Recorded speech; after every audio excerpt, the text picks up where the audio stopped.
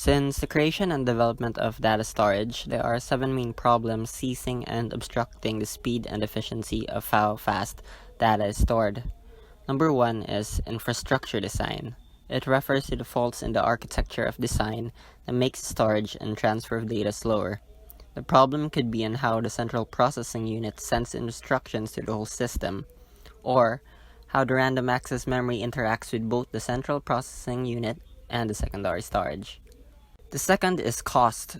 It refers to how funding or cost of parts affects the implementation and design of the storage system.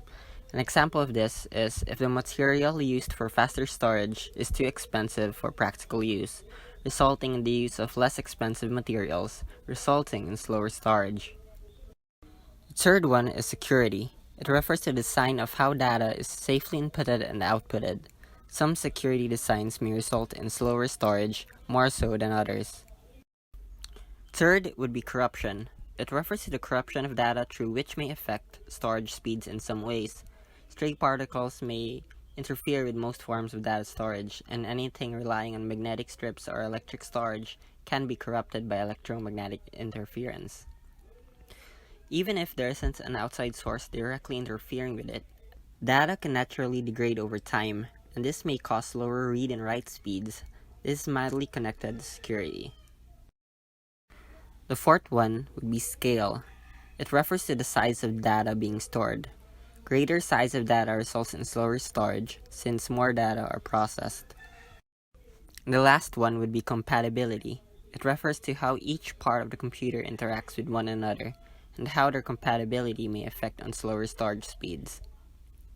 With this in mind, the project aims to study the topic of faster way of storing data in a hard disk through focusing on each of these main points in hoping of finding a possible area where we can detect either minor or major liabilities and also improve on them. Hello everyone, I'm going to talk about the research on our chosen topic. So there are 7 parts. First, we have the data storage, functionality, data organization and representation, hierarchy of storage, and primary, secondary, and tertiary storage.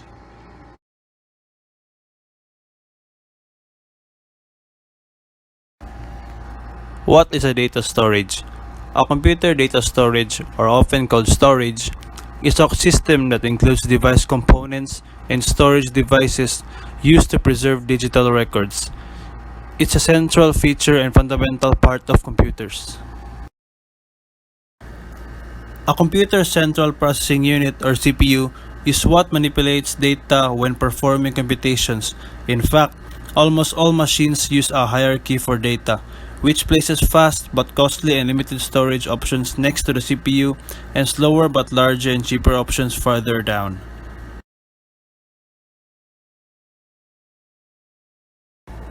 Next, we have functionality. Without a significant amount of memory, a computer would merely be able to perform fixed operations and immediately output the result. It would have to be reconfigured to change its behavior. This is acceptable for devices such as desk calculators, digital signal processors, and other specialized devices. Data organization and representation. A modern digital computer represents data using the binary numeral system. Text, numbers, pictures, audio, and nearly any other form of information can be converted into a string of bits or binary digit, each of which has a value of 1 or 0. The most common unit of storage is the byte, equal to 8 bits.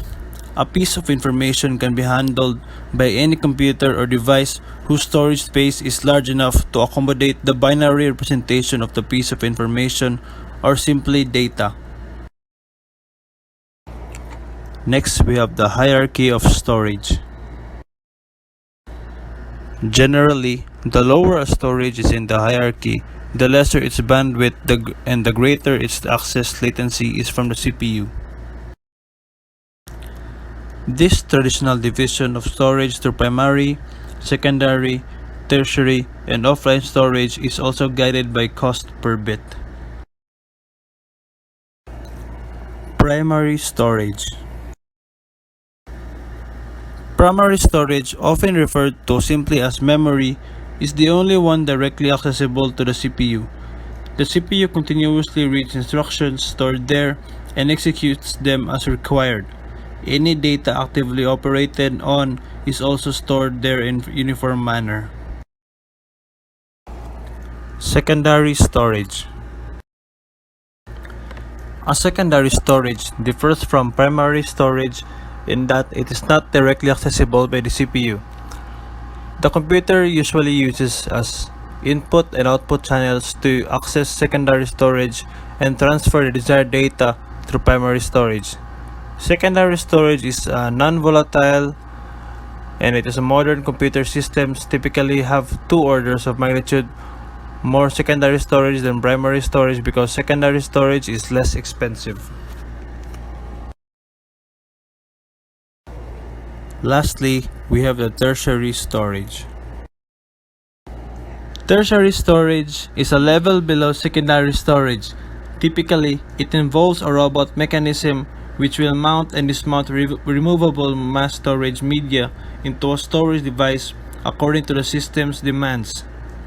Such data are often copied to a secondary storage before use. When a computer needs to read information from the tertiary storage, it will first consult a catalog database to determine which tape or disk contains the information. Next, the file will instruct a robotic arm to fetch the medium and place it in the drive. When the computer has finished reading the information, the robotic arm will return the medium to its place in the library. That's all you need to know regarding this topic, and now on to the next presenter.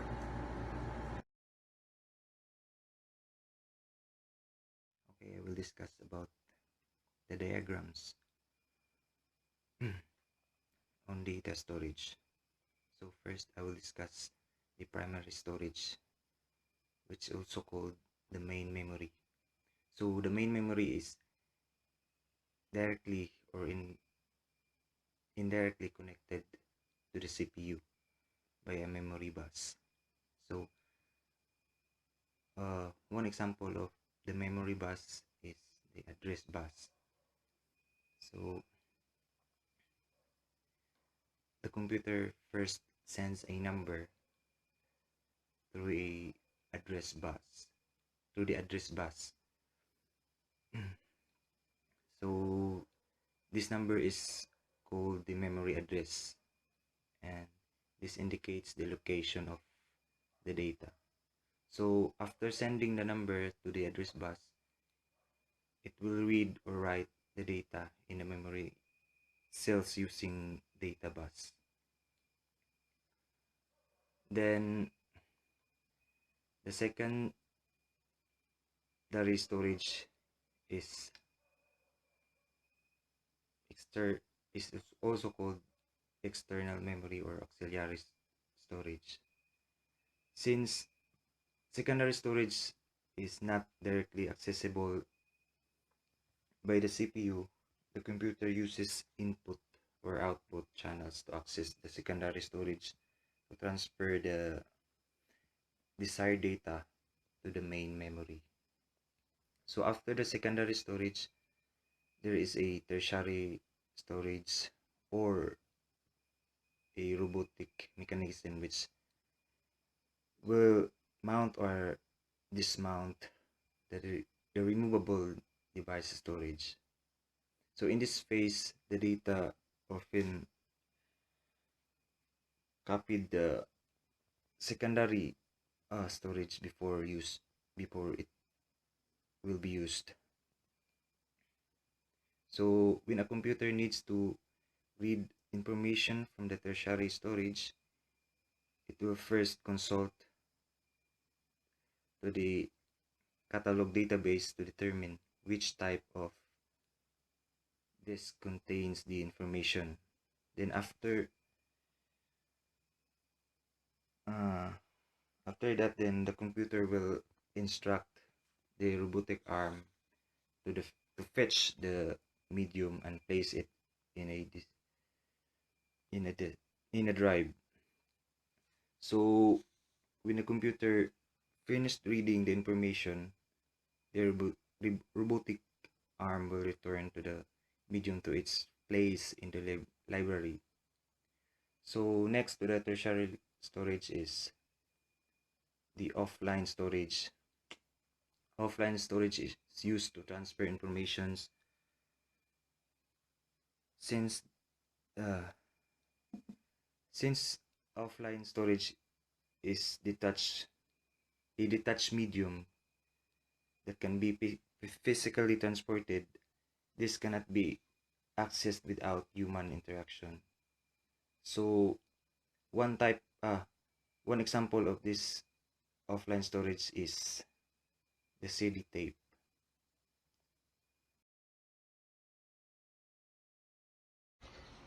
Innovations in data storage, Internet of Things, multimedia, and big data. The ever-growing amount of content is driving the need for more capacity, while real-time analytics and mobility are driving the need for more performance. So historically cost-effective capacity solutions and high-speed, low-latency performance solutions have been at odds. Decoupling capacity and performance. There is an emerging model of purchasing and deploying storage performance separately from capacity in order to reconcile and competing demands between layers. Snapshots versus traditional backup. Before long snapshots stored on cloud-based object storage will replace traditional corporate backups. This is a result of quite transformation over the past few years.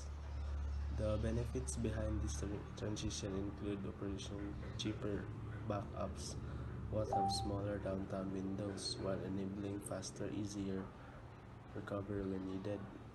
Next is flash devices and SMR drives. While flash is undoubtedly innovative, it will be everything to everyone. While all flash arrays will continue to flourish, spinning media is not disappearing. A shingled magnetic recording or the SMR drives emerge. Second, next is the NVDIMM. NVDIMM refers to non-volatile persistent storage technologies that connect directly to the memory bus or DIMM on the motherboard. Next is the DNA data storage. One data storage solution is currently being developed in DNA data storage. Scientists from the University of Washington are working to find out the best ways to encode, store, and retrieve data from manufactured DNA molecules. DNA is what holds all the details of every living creature. It is what keeps all the information that sets us apart from each other. A lot of data is stored within the strands of DNA. Next is the 5D quartz glass data storage. Scientists of the University of Southampton's Optoelectronics Research Center have developed a new type of data storage. This revisionary data is management solution comes in a glass disk and the size of cartridge using binary code. Each one of these 5D glasses disk can hold 360 terabytes and data can survive smothering temperatures is waterproof. Last is the Scremions. It seems as though magnetic storage solution will replace the future of data storage management. Skyrimians were conceptually thought of in 1960s but weren't experimentally discovered until 2009. That's all. Thank you for the innovations in data storage. Bye bye.